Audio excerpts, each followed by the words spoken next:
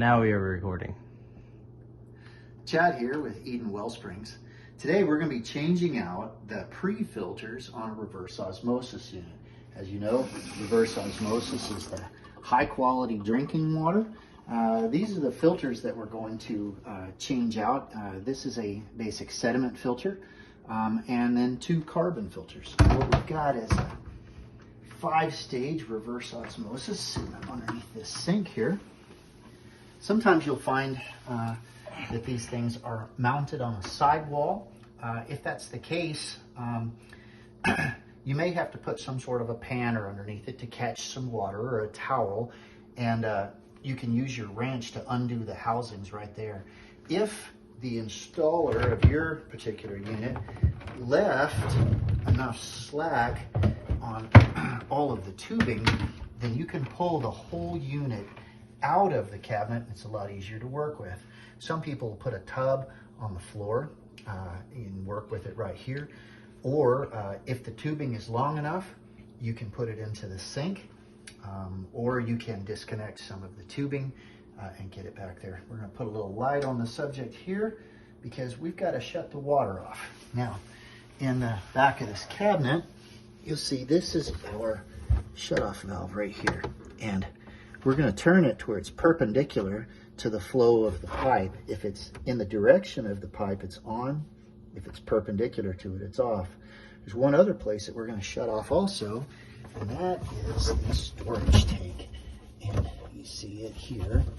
Get my hand back in here, and we'll turn that valve off as well.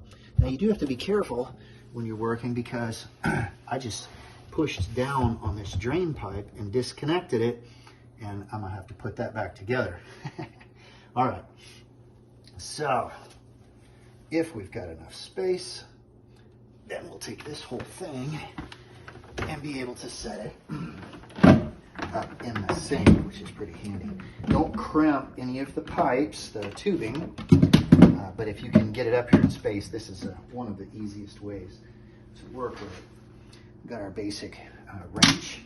Now, this is our feed tube. Remember, it was green there. Some of these are color coded, which is nice. But wherever the feed tube is coming in, this is the first filter, and that one will be a sediment filter. The next 2 are typically carbon filters. Sometimes the middle one is what we call a GAC filter.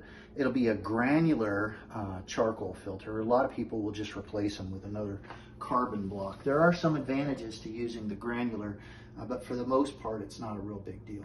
So with both of our water valves off at the tank and the supply line, we're going to open up the faucet and just let the pressure off of the unit. That kind of makes me wonder if we've got this turned off all the way. Yeah, it looks like it is. We just had a little more pressure on it than I thought. Once that pressure bleeds off, we're just going to use our wrench to loosen the housings. Allow the water to run into the sink.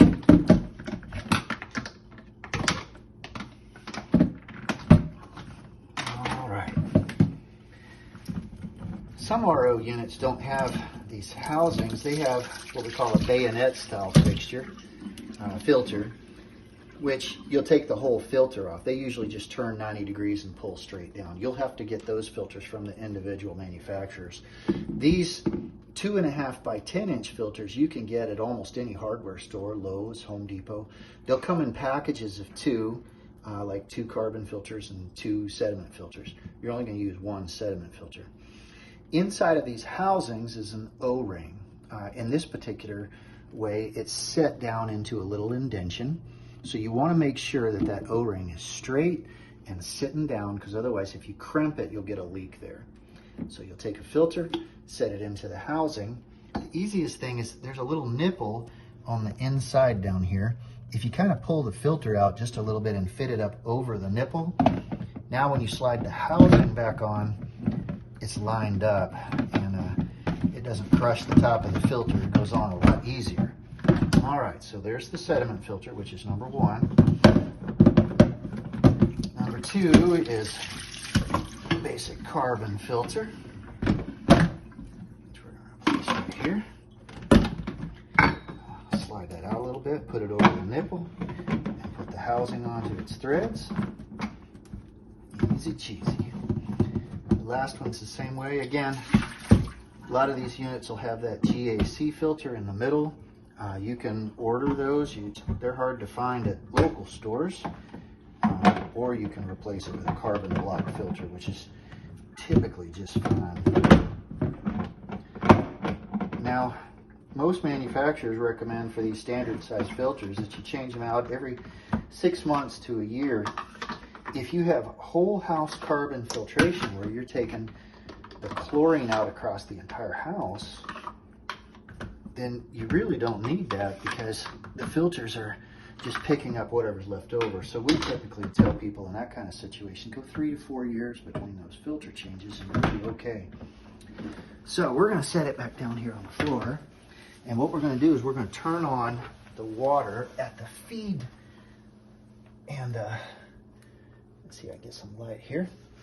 At our feed source, turn that on. We're not going to turn the tank on quite yet. And what we're going to do is kind of get the air out of the system. Our faucet is still on so that we can bleed air out. And if we want to speed up this process a little bit, you can open up, if your unit has a fast flush, you can open up that valve and it'll be a little faster. Not all reverse osmosis units have this fast flush valve, so that's okay if you don't. You just wait a few more minutes. After you hear the air has mostly expelled itself, turn this off, and if you have a pressure gauge on your RO, it will start reading pressure, and you'll notice that we'll be getting processed water now.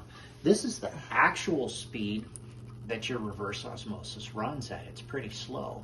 That's why we have those pressurized holding tanks, so that you can store up water so that you can get a good flow rate out of it. Now, I'm gonna turn that tank back on. And this is what our flow rate ought to look like with a good full tank. We'll shut that off. And now what we're going to do is we're just simply going to wait a few minutes and make sure that we don't have any kind of leaks. While we're doing that, I'm going to take a look at this drain piece that I knocked off.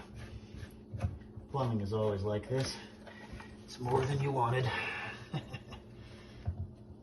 Now, with these drain pieces, you got a ferrule in the middle. That's what actually creates the pressure between the nut and the housing to seal it up. So we want to make sure that that ferrule is on the pipe and that it's up in a direction where the water is going to flow downhill.